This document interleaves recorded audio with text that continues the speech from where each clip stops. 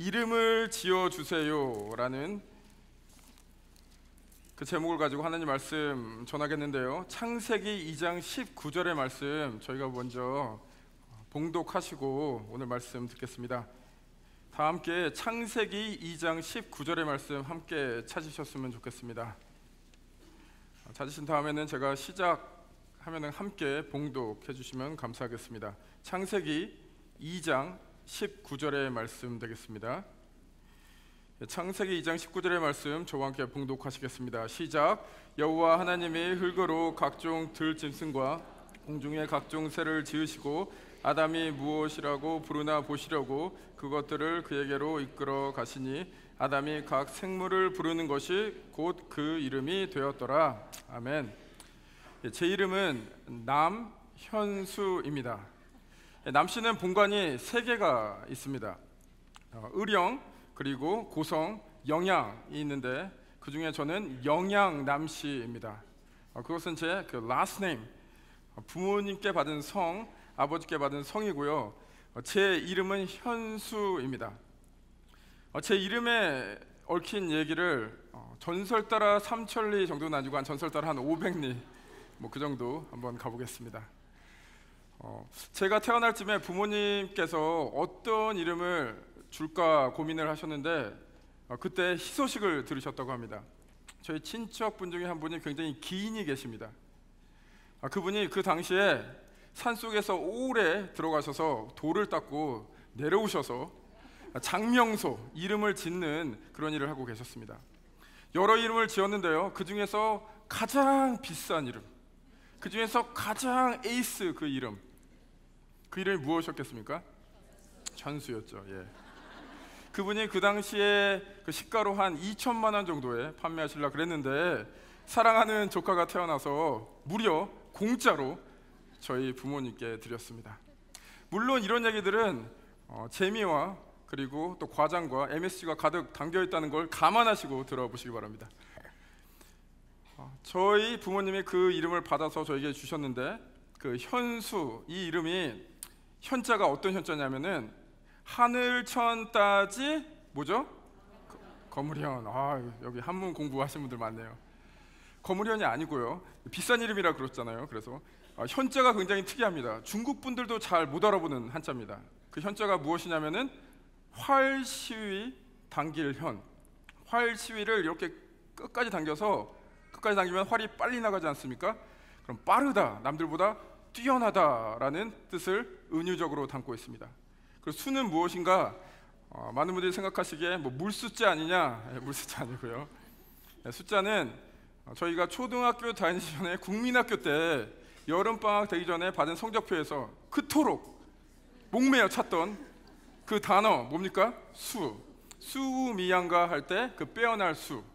그래서 남들보다 뛰어나고 빼어나다, 영어로 말하자면 excellent, excellent, doubly excellent 라는 그 이름이 제 뜻입니다. 아직 그 이름값을 못하고 사는 것 같습니다. 예. 그러나 언젠가는 그 이름값을 하고 살고자 열심히 오늘도 달려가고 있습니다. 예, 아멘. 예. 어떤 의미에서 아멘 한지 모르겠습니다. 이름값을 못하고 사는지 아니면 힘을 갖고 사는지, 그러나 감사합니다. 예. 제 이름에 얽힌 이야기는 이렇습니다. 여러분들이 지금 가지고 계신 이름을 한번 불러보시고 그 이름에 얽힌 이야기는 무엇입니까? 지금부터 앞자리 이렇게 한 분씩 나오셔서 이름에 얽힌 이야기 한 명씩 풀어주시겠습니다. 그렇게 하면은 시간이 많이 걸려서 그렇지 너무나 재밌는 얘기, 흥미로운 얘기 많이 나올 줄 압니다. 이름에는 스토리가 있습니다. 왜냐하면은 이름은 단지 그냥 단어가 아니라 그 사람의 정체성, 부모들의 희망이 담겨 있기 때문입니다. 그래서 이름을 지을 때, 자식이 태어나면서 이름을 지을 때 어떤 부모라도 그냥 바깥에 나가서 아무나 붙잡고 우리의 이름을 지어주세요 라고 하시는 분은 아무도 없을 줄 압니다. 이름을 지을 때 본인이 고민해서 짓거나 아니면은 본인이 정말 사랑하고 존경하는 그리고 친밀한 배우자나 부모님이나 형제 자매나 친척이나 친구들도 아주 가까운 사람한테 우정이 깊은 사람한테 자기 자녀의 이름 짓는 것을 부탁할 것입니다. 제 아들이 태어날 때도 그랬습니다. 제 아들이 태어날 쯤에 이제 영어 이름을 지어주겠다 생각하면서 처음에는 viet이라고 지어줬습니다. viet, 멋지지 않습니까? viet. 그리고 제 last name이 뭡니까? 비엔남. 이렇게 비엔남 되니까 너무나 멋지잖아요. 그 아들이 태어나면, 아들아, 네가 얼마나 소중하면 너의 이름을 딴 그런 나라가 아시아에 있다. 베트남이라고, 비엔남이라고. 그만큼 너가 소중한 사람이다 라고 막 얘기를 하면서요, 제가 베트남이라는 나라에 대해서 굉장히 호감을 갖고 있습니다. 이민해서 처음 왔을 때 그 베트남 친구가 저한테 너무 잘해줬어요. 그 친구는 되게 일찍 미국에 이민 온 친구인데, 그 친구 때문에 베트남 호감도 있고 그런 스토리도 담을 수도 있고 이래서 그 이름을 지어주려다가 반대에 부딪히면서 지어주지 못했습니다. 그래서 고민하다가 지은 이름이 에이든, A-I-D-E-N. 에이든이라는 이름은 Little Fire, 작은 불꽃이라는 뜻입니다. 그래서 너 하나를 통해서 하나님의 사랑이, 하나님의 정의가 온 세계에 뻗어나갈 수 있도록 작은 불꽃 하나가 큰 불길을 일으키듯 하나님의 사랑을 그렇게 불태우는 사람이 되도록 그 이름을 지어줬습니다. 한국 이름을 지어줄 때는 제가 지어주기보다는 제가 존경하고 사랑하는 아버지께 부탁을 드렸습니다. 아버지께서 저희 집안에, 저희 세대의 그 돌림자는 식이였다고 합니다. 그래서 제가 원래 현식, 저희 형님이 충식이거든요. 현식이 됐어야 되는데 저는 특별해서 현수입니다. 근데 제 아랫대의 돌림자는 무엇이냐면 훈이라고 합니다. 훈. 그래서 아버지가 그냥 남훈 하면 어떻겠냐, 그리고 미국식으로 하면 어떻게 되죠? 훈남. 그러면은 의미도 있고 피는 못 속이죠.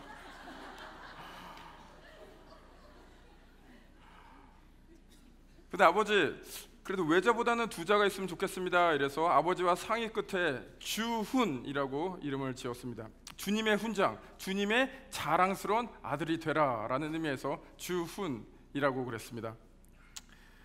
이처럼 소중한 사람의 이름을 짓거나 여러분의 어떤 소중한 사업체, 그리고 여러분들의 어떤 소중한 공동체의 이름을 질 때 아무한테나 물어보는 것이 아니라 소중한 사람한테 그 소중한 이름을 물어보기 마련입니다. 오늘 창세기 2장 19절이 그 모습을 담고 있습니다. 창세기 2장 19절로 돌아가셔서요, 하나님이 흙으로 각종 들짐승과 공중의 새를 지으시고 창조하시고 아담에게로 데려가십니다. 데려가신 이유가 뭐냐면은 아담이 무엇이라고 부르나 보시려고 데려가신다고 했습니다. 무엇을 뜻합니까? 아담에게 이름 짓는 것을 부탁하고 계십니다. 그리고 나서 아담이 각 생물을 부르는 것이 곧 그 이름이 되었더라. 아담이 부르는 대로 그 이름이 됐습니다. 하나님이 왈가불가 하신 게 아니라 이거 마음에 안 든다 하신 것이 아니라 아담이 부르는 대로 그 이름이 되었다라고 합니다. 이 구절은 굉장히 짧은 구절임에도 불구하고 하나님께서 인간을 어떻게, 어떤 목적으로, 어떠한 그 정체성을 주시면서 창조하셨나 볼 수가 있습니다. 제가 사랑하는 아버지, 존경하는 아버지께 이름을 부탁하듯이 하나님도 아담에게 부탁을 하고 계십니다. 이것을 통해서 알 수 있는 것은 하나님과의 아담의 관계가 단지 창조주와 피조물 관계, 물론 맞죠. 그렇지만 그거 이상의 관계라는 뜻입니다. 아담이 하나님의 거대한 나라의 부속품처럼 그렇게 지어진 것이 아니라 하나님이 어떤 그냥 일을 하기 위해서 만들어진 그런 존재가 아니라 하나님과 친밀함, 그리고 사랑의 관계, 존중의 관계였다라는 것을 볼 수가 있습니다. 이뿐만 아닙니다. 오늘 창세기 2장 19절을 읽기 전에 저희가 가장 잘 아는 창세기 1장 말씀이 있습니다. 창세기 1장에서 하나님께서 천지를 창조하시고 뭐라고 그러셨습니까? 그냥 괜찮네 이러셨습니까? 마음에 안 드네 그러셨습니까? 보시기에 좋았더라 라고 그렇게 말씀을 하십니다. 그렇게 보기 좋고 흡족한 피조물에게 하나님께서 하신 일이 있는데 우리가 이것을 너무 페이 어텐션을 안 하고 집중 안 하고 넘어갈 때가 있는 것 같습니다. 창세기 1장 5절에 하나님이 빛을 낮이라 부르시고 어둠을 밤이라 부르시니라. 창세기 1장 8절에 하나님이 궁창을 하늘이라 부르시니 하나님께서 무엇을 하고 있습니까? 피조물을 지으신 다음에 이름을 지어주고 있습니다. 이름을 짓는다는 것은 그럼 어떤 의미가 있습니까? 이름을 짓는다는 것은 의미를 부여하는 일입니다. 이름을 짓는다는 것은 의미를 부여하는 일입니다. 소중한 어떤 존재에 이름이 없다는 것은 상상할 수가 없습니다. 소중한 자녀 이름 없이 그냥 땡땡아, 개똥아 그렇게 부릅니까? 아니죠. 이름을 정확하게 주죠. 저는 현수라는 이름을 부모님께 받았습니다. 소중한 공동체에 이름이 없다는 것을 상상할 수가 없습니다. 저희 교회 이름이 무엇입니까? 형제교회입니다. 어떤 그 세 가족을 제가 섬기고 있는데요. 어떤 분들이 여기 형제교가 있으면 옆에 자매교회도 있나요? 이러면서 껄껄껄 웃으시면서 가끔 얘기하시는데 형제가 그 형제가 아니라 형제는 커뮤니티라는 뜻입니다. 그래서 저희 교회 영어 이름이 The Community Church of Seattle입니다.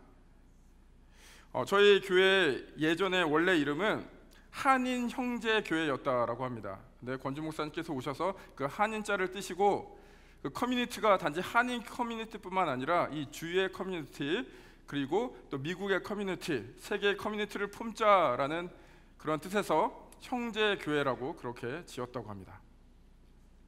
이 소중한 공동체에 이름이 붙으니까 의미가 부여가 되는 것이죠. 하물며 저희 그 소중하게 생각하는 카톡방에도 중요하게 생각하는 카톡방에도 이름이 있습니다. 저희가 중요하게 생각하는 카톡방은 그냥 이름 이렇게 리스트가 있는 것이 아니라 어떤 이름을 명명합니다. 쾌남들의 수다, 미녀들의 토크, 주님 말씀을 사모하는 자의 방, 먹을 거 좋아하는 분들은 먹을 게 아니면 죽으면 달라 이런 식으로 이름을 명명합니다. 이름을 명명했다는 이유는 무엇이냐면은 그것을 소중하게 생각하고 의미를 부여한다는 뜻입니다. 정리를 하겠습니다. 하나님이 아담에게 이름을 짓게 하신 것은 두 가지 의미가 있다고 말씀드렸습니다. 하나님과 아담의 관계를 보여주고 있다. 하나님과 아담의 관계가 어떻습니까?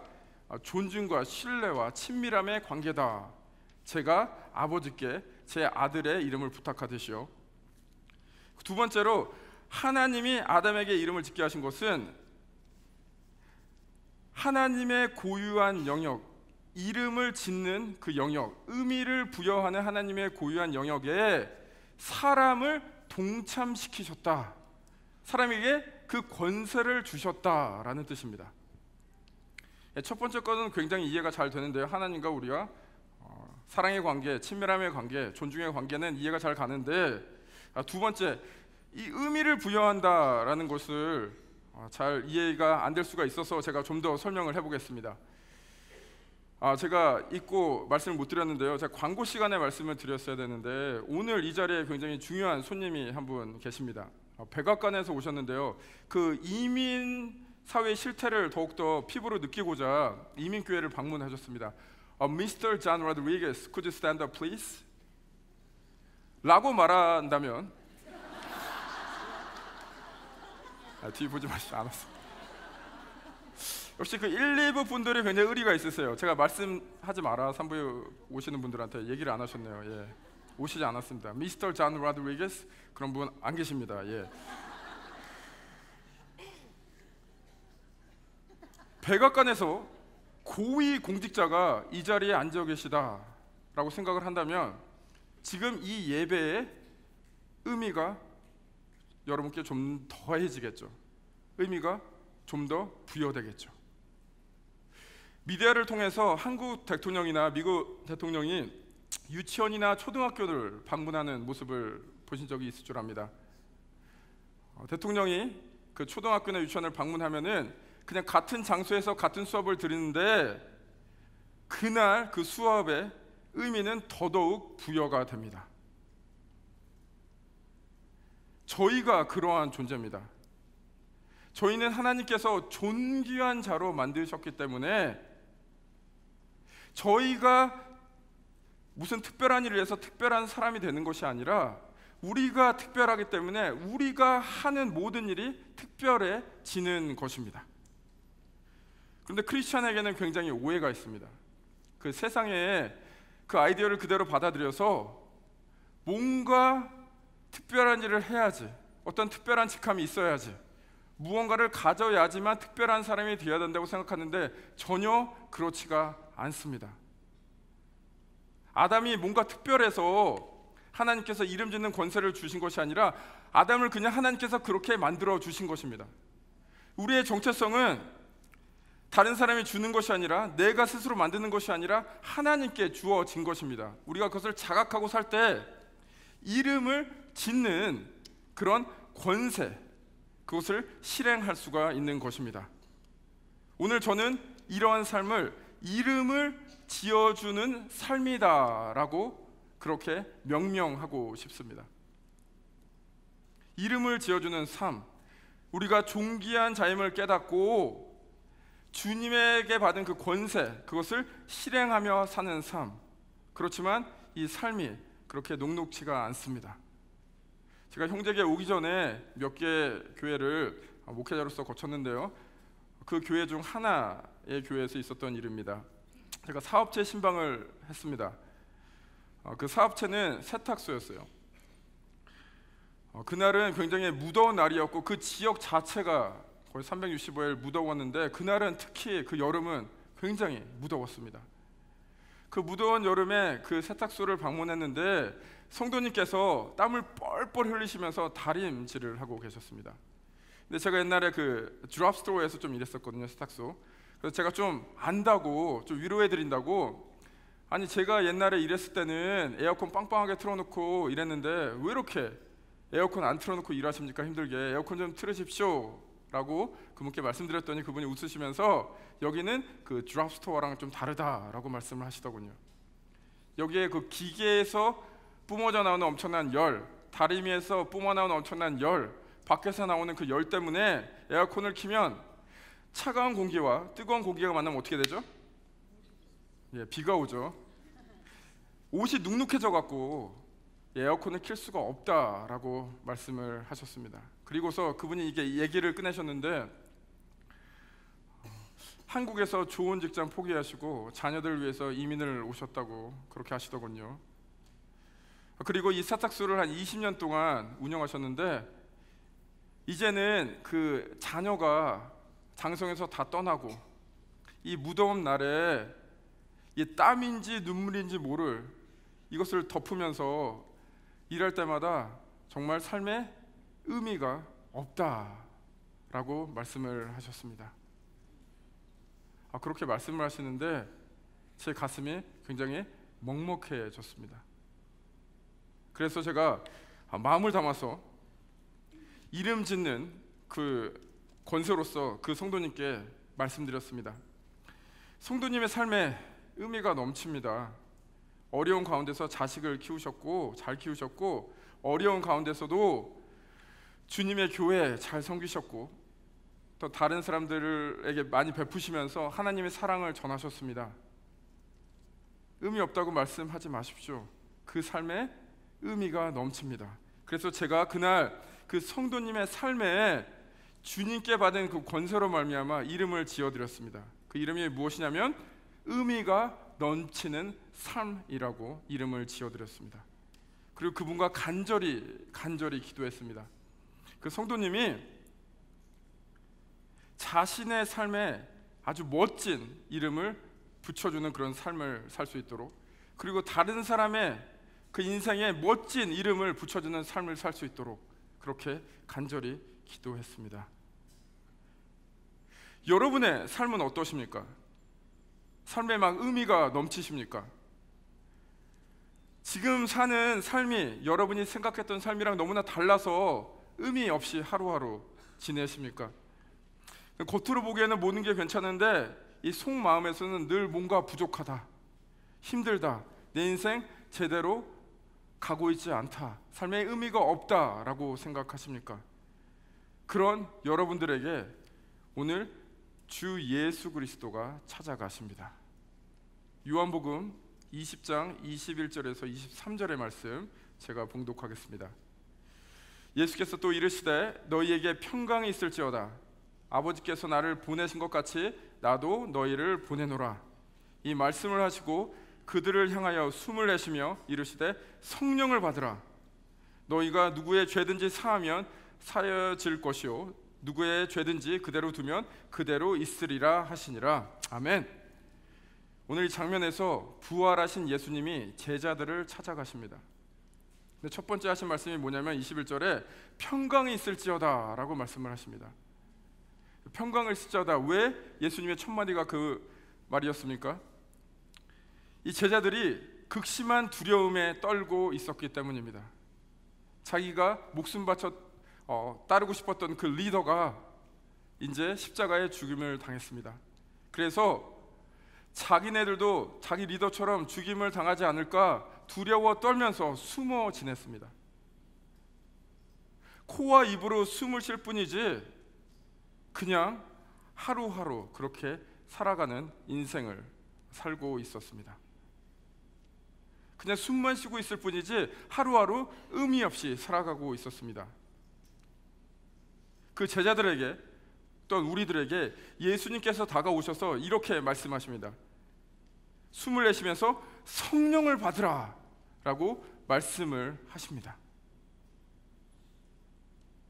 그냥 육체만 살았던 그들에게 성령을 다시 한번 불어 넣어 주십니다.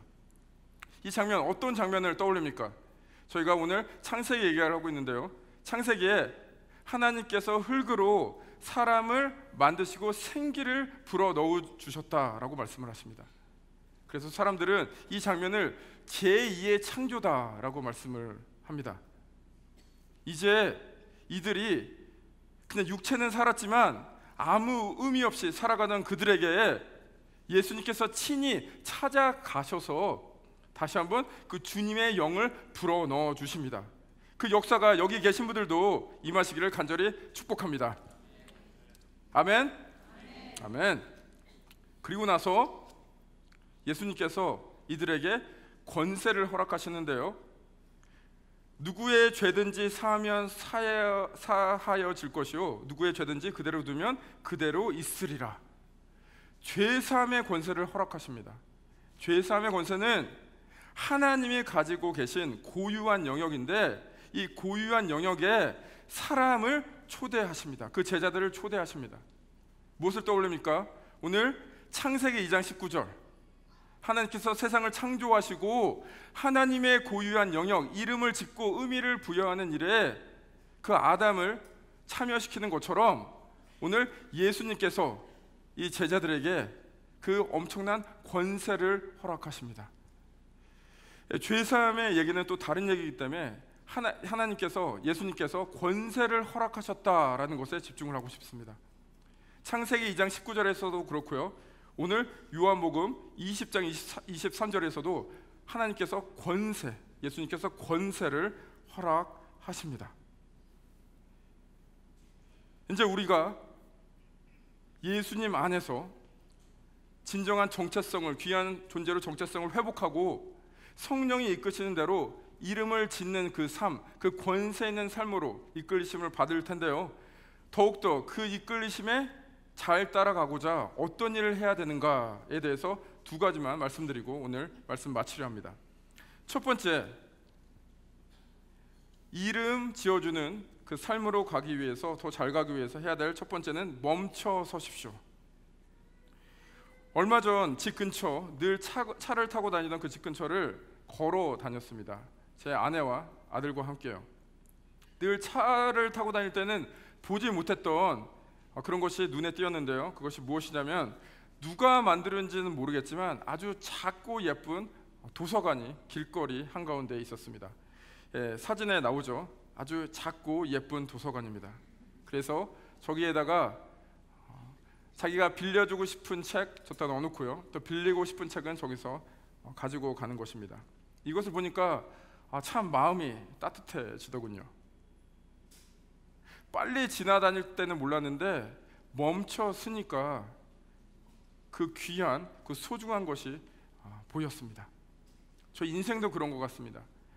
하루하루 너무 바쁘게 사다 보면은 저희가 그냥 어떤 커다란 어떤 것에 그냥 부속품처럼 느껴질 때가 있습니다. 멈춰 서야 됩니다. 그래서 예수님께서 말씀하십니다. 마태복음 6장 29절에 그러나 내가 너희에게 말하노니 솔로몬의 모든 영광으로도 입은 것이 이 꽃 하나만 갖지 못하였느니라. 마태복음 6장 29절은 염려하지 말라라고 말씀하시면서 이 구절이 나오는데요, 예수님이 그 사람들에게 잠깐 멈춰서고 그 들에 핀 그 백합화를 한번 바라보라라고 말씀을 하십니다. 백합화 너무나 아름답죠. 너희들이 맨날 왔다 갔다 바쁘게 지나다닐 때는 못 봤던 그 백합화를 한번 바라보라.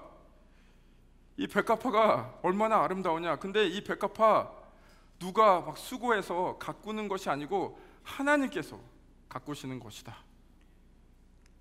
근데 이 백합화가 받았던 그 영광이 솔로몬의 모든 영광, 솔로몬은 그 당시 부귀영화를 누린 사람의 대명사였습니다. 그 한 사람이 받았던 그 영광보다 이 백합화가 하나님께 받은 그 축복, 그 관심이 더하다. 너희들은 그 백합화보다 더 귀한 존재가 아니냐? 왜 걱정하느냐? 너희들은 그 자체가 소중한 존재다라고 예수님께서 말씀하고 있는 것이죠. 그렇습니다. 저희는 저희 존재 자체가 소중한 사람입니다. 이 소중한 존재감을 더욱더 자각하기 위해서 멈춰 쓸 줄 알아야 됩니다. 이런 문구가 있습니다. 생각대로 살지 않으면 사는 대로 생각한다. 생각대로 살지 않으면 사는 대로 생각한다. 그냥 바쁘게 살다 보면 그냥 그렇게 살아갈 수 있습니다.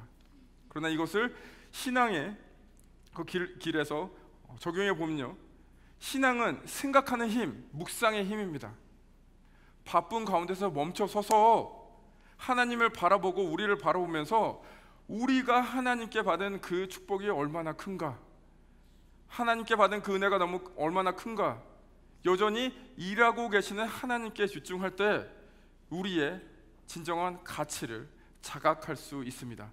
그 가치를 통해서 이름을 지어주는 그 권세로 나아갈 수가 있습니다. 두 번째로 저희가 해야 될 일은 무엇이냐면, 이름을 지어주기 위해서 더욱더 해야 될 우리의 일, 두 번째, 다른 사람들에게 귀한 이름을 지어주시기 바랍니다. 이 시간 여러분이 상처받았던 말들을 한번 떠올려 보시기 바랍니다. 너무 깊이 떠올리지는 마시고요. 너무 깊이 떠올리시면 막 화가 올라오죠. 어떤 무서운 사건에 연루됐던 사람의 인터뷰를 봤습니다. 소위 말해서 그 연쇄 살인범이었는데요, 그 인터뷰에서 이 사람의 어린 시절에 대해서 찬찬히 얘기를 하더군요. 이 사람은 불우한 환경에서 자랐다고 합니다. 너무나 가난한 환경 때문에 초등학교 다닐 때 공과금을 못 낼 정도로 그렇게 가난했다고 합니다. 그래서 늘 부끄러웠는데 그 당시 학교 선생님이 그것을 감싸 안기는커녕 다른 애들 앞에서 막 창피를 주고 또 심지어는 체벌까지, 때리기까지 했다고 합니다. 그래서 인터뷰에서 그 사람이 말하기를, 그렇게 선생님이 자기를 대할 때 내 속에 악마가 생겼다라고 그 섬뜩한 말을 합니다. 오해는 마시기 바랍니다. 그 사람의 그런 다른 사람의 어떤 그 불우한 환경이나 선생님이 했던 것이 범죄를 정당화하진 않지만, 제가 말씀드리고 싶은 것은 그 말의 파워를 보여주는 겁니다. 그 말 한마디가 다른 사람에게 깊은 아주 상처를 줄 수가 있습니다. 그 말 한마디가 다른 사람을 아주 짓밟을 수가 있습니다. 말에 대한 파워, 부정적으로 이렇게 큰데요, 부정적으로 큰 만큼 긍정적인 면도 있습니다. 그래서 에베소서 4장 29절에 이렇게 말씀하십니다. 무릇 더러운 말은 너희 입 밖에도 내지 말고 오직 덕을 세우는데 소용되는 대로 선한 말을 하여 듣는 사람들에게 은혜를 끼치게 하라 라고 말씀을 합니다. 말을 할 때 다른 사람들을 낮추고 짓밟고 이런 말이 아니라 다른 사람을 세우고 은혜를 끼치는 얘기를 하라 말씀하시는 거죠. 혹시 그 순에서 새롭게 한번 순 모임을 하고 싶다 이러면 이런 액티비티 한번 권해드리고 싶습니다. 순에 예전에 예를 들어서 10명이 계시다 그러면은 한 명을 지정합니다. 그 한 명을 세워놓고 돌아가면서 나머지 9분이 돌아가면서 이분에 대해서 좋은 말, 긍정적인 말, 칭찬하는 말을 해주는 겁니다. 그러니까 한 사람이 끝나면 그 다음 사람, 그 다음 사람, 이래서 순 전체가 서로에게 긍정적이고 좋은 말을 해주는 것이죠. 이것을 제가 공동체 훈련할 때마다 권하는데 할 때마다 느끼는데 참 쉽지가 않습니다. 듣는 사람이나 말하는 사람이나 약간 그 손발이 약간 오그라듭니다. 차라리 좀 잘못된 거, 아쉬운 거 지적하라 이러면은 이런 말에서 뭐 하는데 하면서 이렇게 좀 얘기를 할 텐데, 긍정적인 말, 칭찬하라 그러면은 그렇게 익숙한 분도 물론 계시겠지만 많은 경우 그렇지가 않습니다. 저희는 단지 혼자 멈춰서서 저희 소중한 존재를 자각할 뿐만 아니라 서로 도와줘야 됩니다. 형제교회에 오시는 많은 이유가 있을 것입니다. 어떤 분들은 예수님을 깊이 만나기 위해서, 또 어떤 분들은 여러 프로그램을 통해서 더 영적으로 성숙하기 위해서, 어떤 분들은 사람 만나기 위해서, 어떤 분들은 외로워서, 어떤 분들은 떡이 맛있어서, 다 좋은 이유입니다. 잘 오셨습니다. 거기에 한 가지 이유 더 붙이겠습니다. 여러분들은 다른 사람에게 좋은 이름을 지어주기 위해서 형제교회에 오셨습니다. 그 사명을 받으셨습니다. 잊지 마시기 바랍니다. 오늘 하나님께서 우리의 원래 창조의 그 모습대로 우리의 귀함을 회복하시고 이름을 짓는 의미를 부여하는 그 길로 이끄실 텐데요, 가장 먼저 제가 실천하기 위해서 오늘 이 순간을 기억하며 이름을 한번 지어보겠습니다. 여러분이 생각하시기에 제가 특별한 사람입니까? 아니면 평범한 사람입니까? 여러분이 생각하시기에 제가 평범한 사람입니까? 특별한 사람입니까? 특별한 사람이라고 얘기해서 감사한데 저는 굉장히 평범한 사람이라고 생각을 합니다. 저의 그 뛰어난 외모가 자꾸 그 평범함을 가리는데요, 저희 뛰어난 외모에 속으시면 안 됩니다. 저는 굉장히 평범한 사람입니다. 제가 늘 말씀드리는데 꼭 이렇게 말씀드리면 예배 끝나고 진짜 그렇게 믿냐? 아무도 그렇게 믿지 않는다. 압니다. 고정하시고요. 웃자고 하는 얘기입니다. 저는 굉장히 평범한 사람이지만 주님께서 저를 굉장히 귀하게 만드셨습니다. 저는 평범한 설교자입니까? 아니면 특별한 설교자입니까? 저는 그냥 평범한 설교자입니다. 오늘도 평범한 말을 했습니다. 그러나 이것은 제가 생각했을 때 저 혼자 그냥 말을 한 것이 아니라 주님께서 함께 하셔서 주님이 저를 통해서 오늘 4월 15일 이 주일 예배 때 형제 공동체에 하나님께서 꼭 해주고 싶었던 말씀 저를 통해서 했다라고, 그 권세를 저에게 주셨다고, 제가 잘나서가 아니라 저는 평범한 사람인데 주님께서 주셨다고 믿습니다.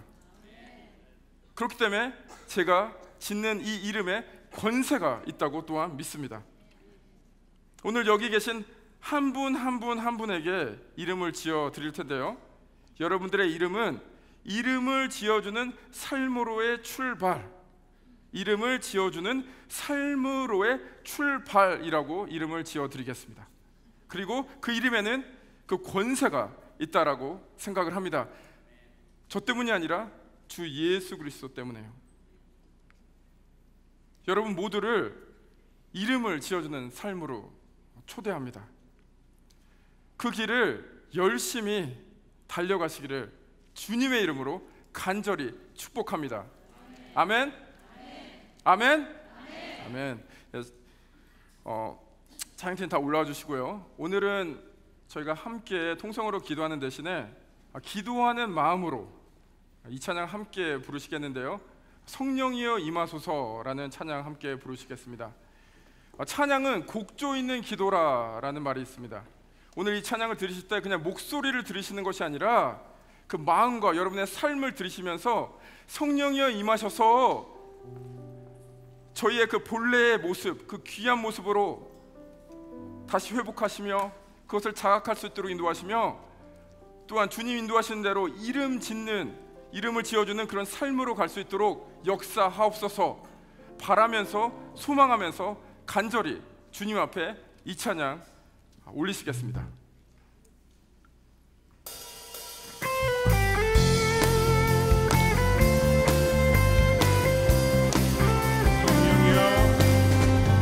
성령이여 임하소서.